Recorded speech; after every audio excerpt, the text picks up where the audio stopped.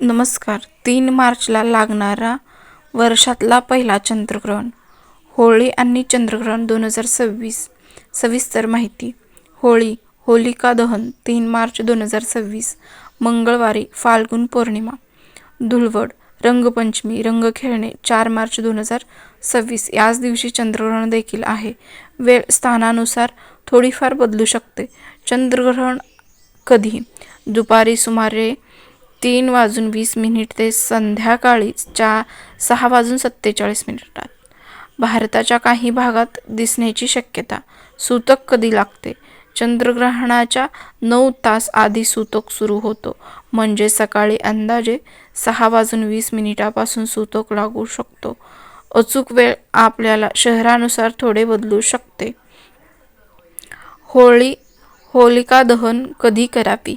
शक्यतो सूतक लागू होण्याआधी होलिका दहन करणे योग्य मानले जाते.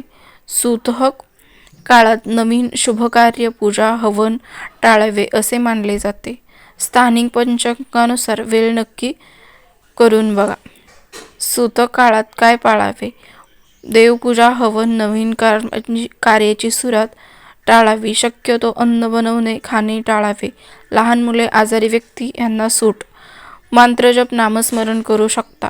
ग्रहण संपल्यावर स्नान करून पूजाविधी करावी. गर्भवती महिलांनी काय काळजी घ्यावी? हे पारंपरिक समजुतीवर आधारित आहे. ग्रहणाच्या वेळेस बाहेर न जाणे, धारदार वस्तू वापरणे टाळावे. शक्यतो विश्रांती घेणे. रामरक्षा मंत्र ऐकणे. पोटावर किंवा शरीराजवळ कोणताही धारदार वस्तू ठेवू नयेत. परंपरागत समज. ग्रहणानंतर स्नान करणे. वैद्यकीय दृष्टीने ग्रहणामुळे थेट शारीरिक परिणाम होत नाही, पण मानसिक शांतता आणि काळजी घेणे चांगले.